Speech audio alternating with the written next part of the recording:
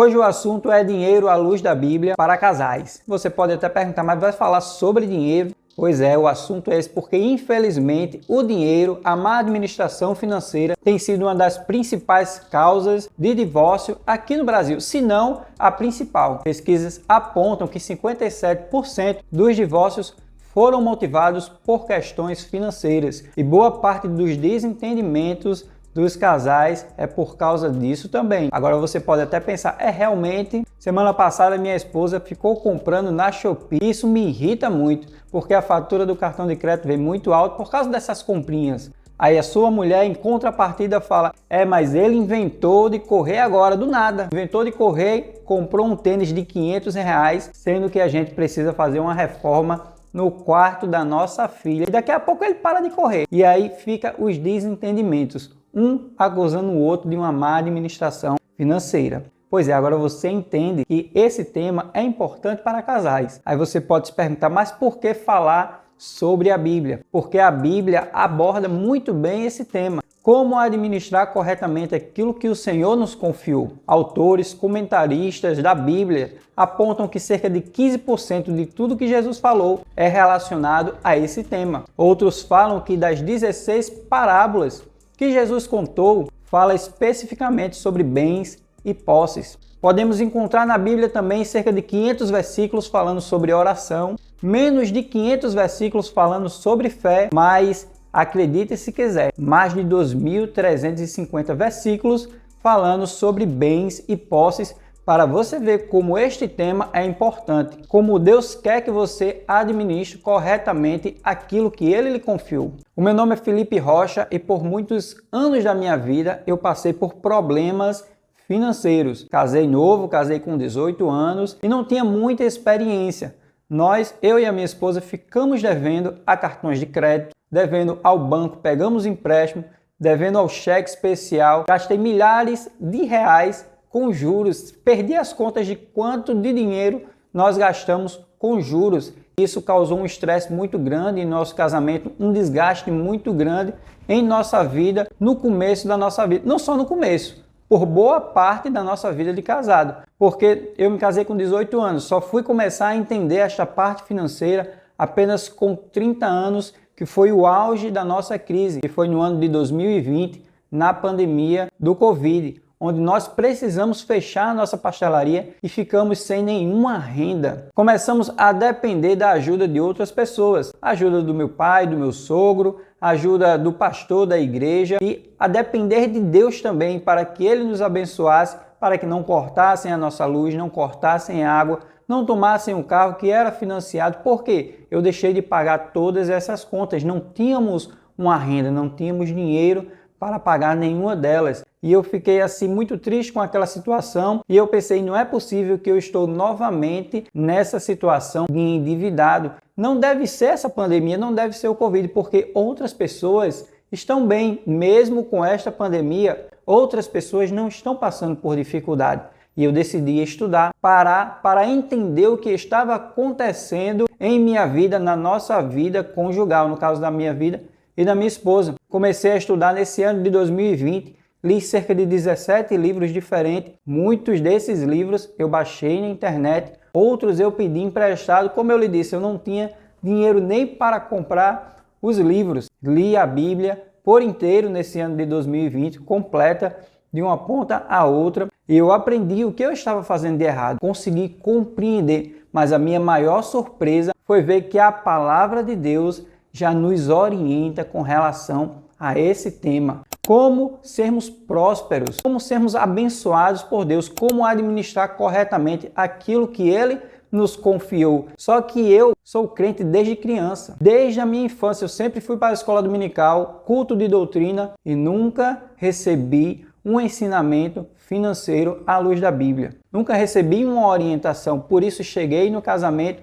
sem nenhuma orientação, sofri bastante e agora estou fazendo este vídeo para lhe ajudar a entender o que você está passando, para que depois que você assista esse vídeo, você já coloque em prática e comece a colher os frutos de uma boa administração. E tenha certeza que a sua vida financeira vai começar a mudar a partir de hoje, você colocando em prática os princípios que vou ensinar aqui neste vídeo. Para que você entenda os problemas financeiros que vocês estão enfrentando na sua vida de casado, na sua vida conjugal, você precisa entender os seus problemas pessoais. Qual é o seu relacionamento, como você lida com o dinheiro. E para explicar isso, para explicar os problemas que nós temos com relação à administração financeira, quero usar os ensinamentos desse livro aqui, A Mente Acima do Dinheiro, que ele mostra que o nosso comportamento é norteado por preceitos, pensamentos, frases que ditam o que nós vamos fazer, que nós acreditamos que é o certo, que nós acreditamos que devemos fazer. Ele diz que é preceito. E esses preceitos, eles nascem de um flashpoint. O que seria o flashpoint? Um evento traumático. Vou explicar melhor para que vocês entendam através de um exemplo. Em uma família, o pai chama a sua filha, que tem apenas 8 anos, e decide começar a dar uma mesada para ela. Só que ele não quer dar apenas uma mesada, ele quer ensinar ela a poupar. Então ele faz o seguinte: olha, eu vou lhe dar tanto toda semana, só que você precisa aprender a poupar. Então eu vou lhe dar a metade do dinheiro e a outra metade eu vou guardar. Com o tempo você vai juntando esse dinheiro lá no futuro, quando você precisar você me pede e eu lhe entrego de volta esse dinheiro. E assim foi feito durante 2 anos. Aquela menina gastava só a metade e a outra metade da poupança ela guardava. Só que dessa vez estava se aproximando o Dia dos Pais. E a mãe dela não tinha dinheiro para comprar um presente para o seu pai, não é? Aquela menina, e como ela gostava muito do seu pai, ela decidiu pedir o dinheiro que estava guardado, aquele dinheiro que ele havia reservado para ela, para quando ela precisasse no futuro. Então ela vai até ele e pede o dinheiro na intenção de comprar um presente para ele mesmo. E ele tenta desconversar, mas ela insiste porque ela quer dar um presente na data certa, que é o Dia dos Pais. E ele decide falar que gastou o dinheiro, precisou usar aquele dinheiro. Não preciso nem falar que ela ficou muito triste, ficou muito desapontada com seu pai.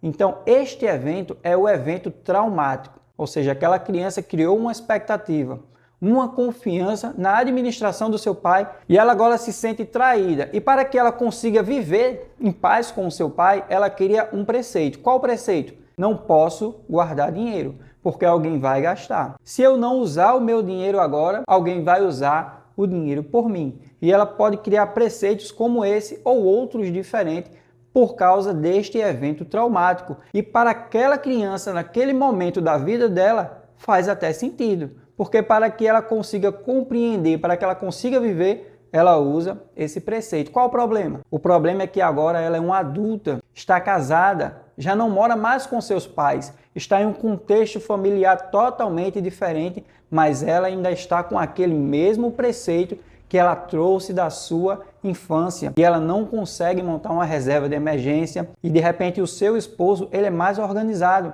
e ele fica insistindo com ela para que ela junte um dinheiro, para que ela monte uma reserva e ela não consegue de maneira nenhuma. Todo o dinheiro que ela recebe, ela gasta.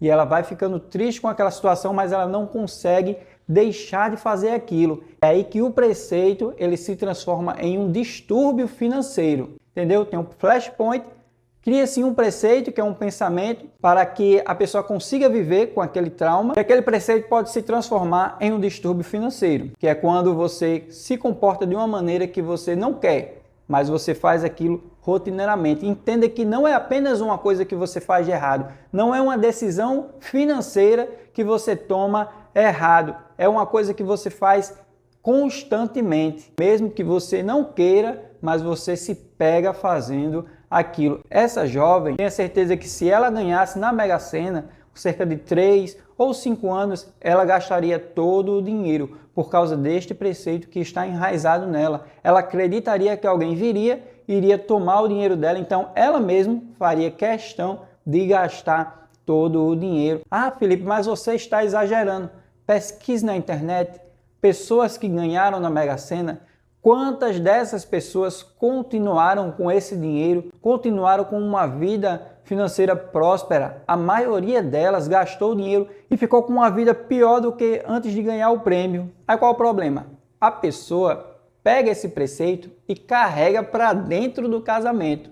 Aí quando você se junta numa casa, você tem seus preceitos. Seu cônjuge tem os preceitos dele. E aí se une, vai dar problema. O autor do livro ele relaciona 3 distúrbios diferentes, que é o distúrbio de adoração ao dinheiro, aquela pessoa que gosta muito de dinheiro, o distúrbio de rejeição ao dinheiro, aquela pessoa que não quer ter dinheiro de jeito nenhum, que era o caso desse exemplo que eu contei, e os distúrbios relacionais, que são aqueles distúrbios que você carrega para o casamento, que você tem com as pessoas que convivem ao seu redor. E dentro desses distúrbios relacionais existem 4. O distúrbio de infidelidade financeira, o distúrbio de incesto financeiro, olha só que palavra pesada, né? Incesto financeiro é quando justamente você envolve as crianças em suas questões financeiras, traumatizando elas, que foi o caso que eu contei aqui. E hoje em dia existem muitos adultos traumatizados por causa do que os pais deles fizeram quando ele era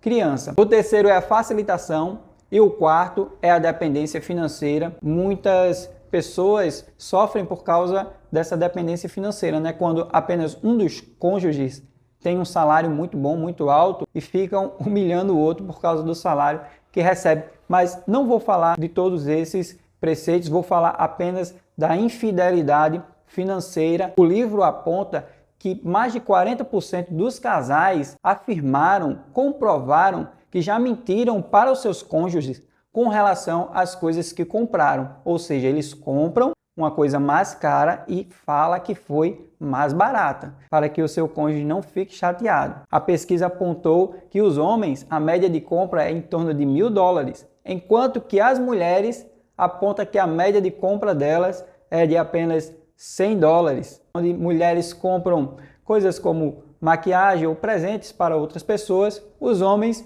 preferem comprar coisas de esporte, coisas para o carro, entre outros detalhes. Veja como é diferente o comportamento, mas fato é que a maioria das pessoas tem o hábito de ser infiel financeiramente. E o que é a infidelidade financeira? É quando você toma atitudes sem que o seu cônjuge saiba. Compra uma coisa mais cara, diz que é mais barata, faz um empréstimo e não diz que está devendo, pede dinheiro com um agiota sem o cônjuge saber, ou empresta dinheiro para familiares sem avisar para o cônjuge, aquele dinheiro que o casal guardou, entrou em um acordo, fez uma reserva, aí um dos dois pega aquele dinheiro e empresta para outra pessoa sem que o seu esposo ou a sua esposa saiba. Isso é a infidelidade financeira. Infelizmente tem afetado muitos casais cristãos, causando a separação, causando o divórcio. Tem um exemplo muito interessante que eu vi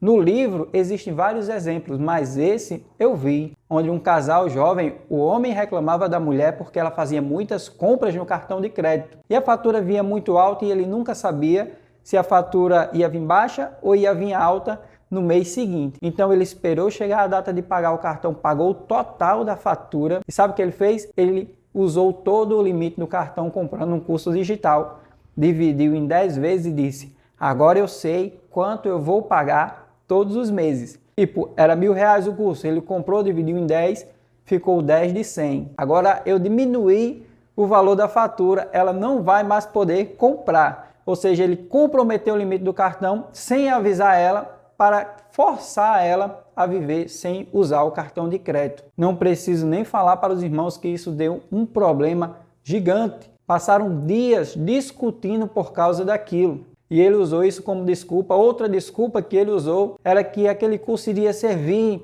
para que ele conseguisse uma renda extra. E ela ficava gastando dinheiro com besteira, comprando no cartão de crédito com besteira, e aquilo que ele estava comprando tinha sentido. Acabou que gerou um desgaste muito grande no casamento. Esse curso não serviu de nada, que aquela pessoa não colocou para frente, não trabalhou nem um momento com aquilo, perdeu o dinheiro também, do mesmo jeito que supostamente a sua esposa estava perdendo dinheiro, ele também fez a mesma coisa, perdeu o dinheiro também, e o desentendimento ficou durante vários dias até que fosse resolvido ou até que eles criassem outro problema. E é aí que o casal cai numa situação muito difícil, que é o ciclo insano. Para explicar o ciclo insano, eu tirei esse exemplo deste livro aqui, que é Amor e Respeito, que ele fala sobre o ciclo insano.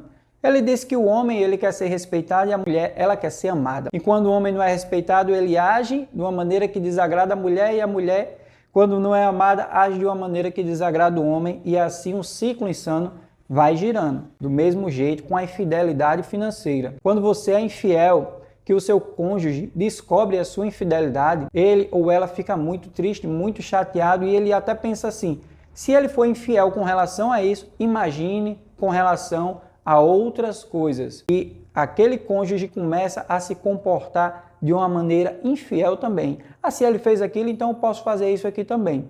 E quando o outro descobre, se chateia e continua girando o ciclo insano e eles vão, cada um, chateando um ao outro, assim como acontecia com esse exemplo que eu citei para vocês. Esse casal, cada um que tomava uma decisão financeira errada, uma chateando o outro e o ciclo ia girando, o ciclo insano ia girando. E você pode até perguntar, mas como eu devo fazer para parar esse ciclo insano? Como eu posso interferir neste processo e como eu posso ter uma vida diferente, uma vida financeira organizada com o meu cônjuge? Vou lhe explicar agora. Seguindo um exemplo do livro Amor e Respeito, para que você pare o ciclo insano, para que ele pare de girar, você precisa sentar e conversar com o seu cônjuge e entender o que é que ele trouxe da sua infância. Porque do mesmo jeito aqui, muitos comportamentos que desagradavam o cônjuge, eles traziam da infância, comportamentos que eles herdavam dos seus pais, comportamentos da sua família, e muitas vezes eles faziam aquilo de maneira involuntária, não era intencional. É isso que o livro orienta. Sente e converse, comece a compreender quais são os comportamentos derrotistas, quais são os preceitos, de onde é que esses preceitos vieram, como se comportava o seu pai, como se comportava a sua mãe, como era a relação com o dinheiro lá atrás, quando você era criança. Isso você só descobre analisando, pensando, enfrentando todos esses traumas. Então, a primeira coisa a se fazer é sentar e compreender de onde é que esses preceitos estão vindo. Desses preceitos, quais foram os que se transformaram em distúrbios financeiros? Como eles estão atrapalhando a sua vida conjugal, como eles estão atrapalhando a sua vida financeira. Você vai relacionar todos esses preceitos, tanto o homem quanto a mulher. E o cônjuge vai chegar a um pensamento com relação ao comportamento do outro. Ou seja, a mulher vai olhar para o comportamento do homem e vai pensar, poxa, ele se comportou desse jeito, não foi intencional.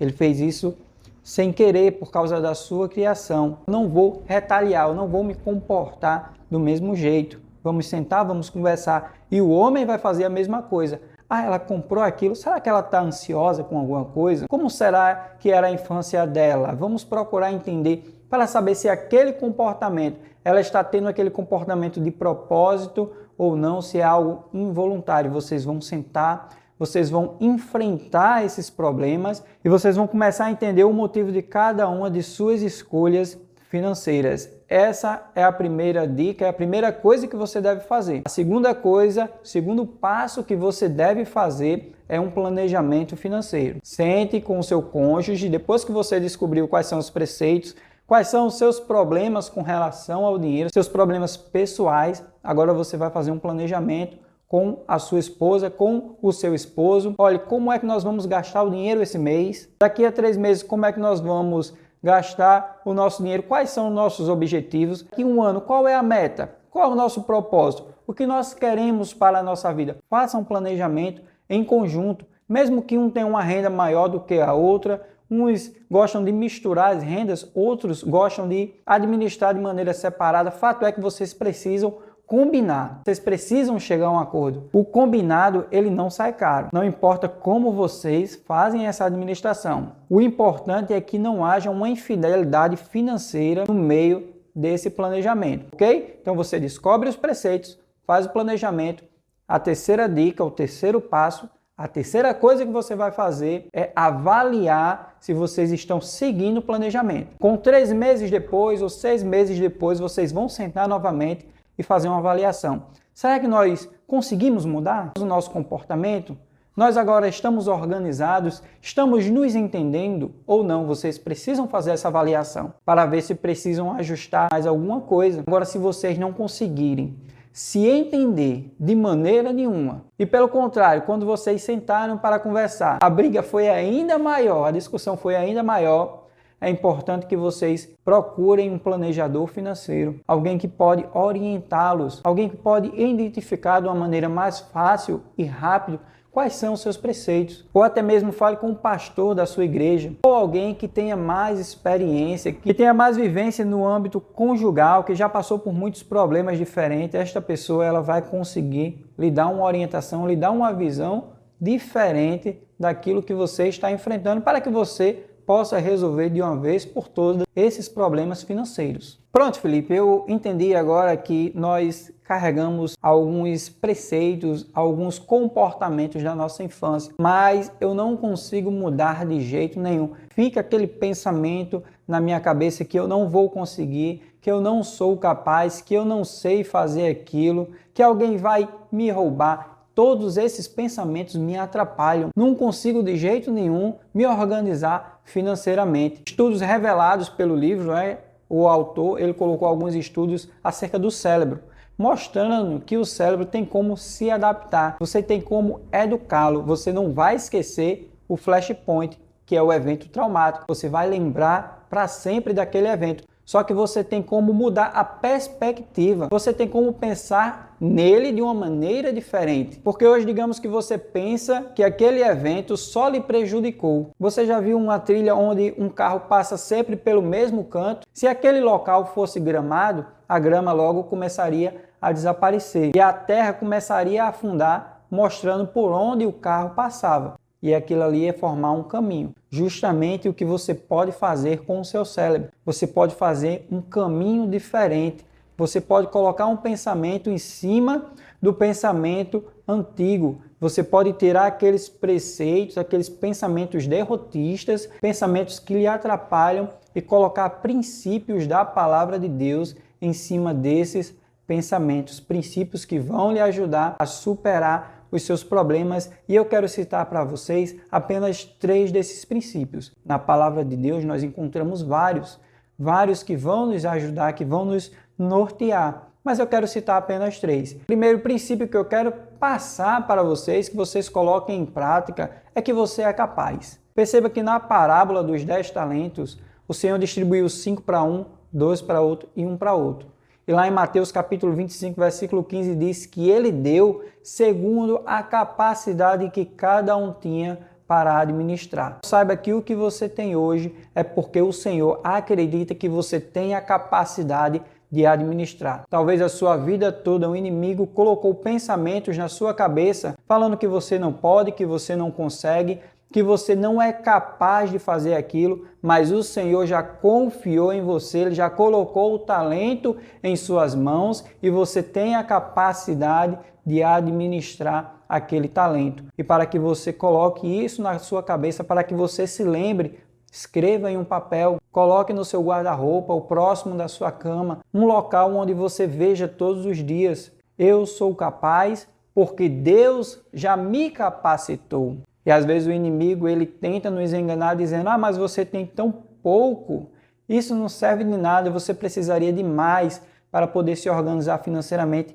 É mentira do diabo. Você consegue se organizar com aquilo que você tem. Perceba que o Senhor lhe deu aquilo que você tem condição de administrar. Depois que você multiplicar aquilo, você terá condição de administrar mais. Então adote este princípio e reflita nele. Sempre que o inimigo fizer você lembrar das coisas que você ouviu no passado, que você não pode, que você não consegue, você consegue porque o Senhor ele já lhe capacitou. Amém? Então vamos para o segundo princípio, que é busque o conhecimento. Lá em Provérbios, capítulo 3, versículos 13 e 14, fala assim: feliz é o homem que acha sabedoria e o homem que adquire entendimento, porque melhor é o lucro que ele dá do que a prata e a sua renda do que o ouro. Perceba que a palavra de Deus já nos orienta que o conhecimento é melhor do que a prata, é melhor do que o ouro. A minha realidade ela só começou a mudar através do conhecimento. quando eu entendi o que eu estava fazendo de errado, quando eu compreendi os princípios da palavra de Deus, e aquilo foi uma luz para o meu caminho, aquilo me direcionou. E agora que você entende que é capaz, você vai entender também que você tem condição de aprender uma coisa nova. Tem pessoas que passam a vida inteira ouvindo que não tem condição, que é burro, que é cabeça de vento. Não, Deus ele já lhe abençoou. E o conhecimento ele nos traz opções. Quando nós estudamos, quando nós aprendemos, temos a capacidade de escolher o que nós vamos fazer. Portanto, adote este princípio. Escreva também, se for necessário, busque o conhecimento, porque o conhecimento é melhor do que ouro. Coloque isso escrito em um local que você veja para que você não perca nenhum momento da sua vida, porque muitas vezes nós nos acomodamos e não buscamos o conhecimento. Vamos ao terceiro e último princípio, e eu quero dizer que Deus está no controle de todas as coisas. Romanos capítulo 8, versículo de número 28, diz que todas as coisas cooperam para o bem daqueles que amam ao Senhor. Você pode hoje estar numa situação difícil e você pode pensar que não tem mais jeito, que mesmo que você se esforce, mesmo que Deus tenha lhe dado talentos, colocado recursos em suas mãos, você desperdiçou ou coisas aconteceram para que você perdesse. Saiba que Deus está no controle de todas as coisas. Veja o exemplo de José, que foi vendido por seus irmãos, passou boa parte da sua vida como escravo, mas foi abençoado por Deus. E no final da sua vida, depois que o seu pai morreu, que os seus irmãos ficaram com medo de José matar todos eles, em vingança pelo que eles fizeram, José se juntou a eles e disse o seguinte: o mal que vocês fizeram comigo, Deus transformou em bem para cumprir este propósito hoje, para salvar muitas vidas. Talvez hoje você não consiga entender o processo da sua vida, aquilo que você está enfrentando hoje, mas saiba que Deus está no controle. Escreva no papelzinho, coloque lá onde você possa ver todo dia. Deus está no controle de todas as coisas. E todas as coisas cooperam para o bem daqueles que amam ao Senhor. Coloque essa referência, Romanos 8, 28. Saiba que o Senhor quer lhe fazer prosperar, quer que você tenha uma vida abençoada, tanto você como seu cônjuge e sua família sirvam para a honra e glória do nome dele. Então fiz esse vídeo com este propósito, que você entenda um pouco dos problemas que você está enfrentando na parte financeira, na parte conjugal, que você compreenda eles, que você coloque em prática esses princípios e que você já comece a enxergar um futuro diferente para a sua vida, um futuro de prosperidade. Mas eu quero ouvir de vocês o que vocês acharam. Gostaram do vídeo? Coloque aqui nos comentários e se não é inscrito em nosso canal, já se inscreve para não perder nenhum de nossos conteúdos. Amém? Até o próximo vídeo.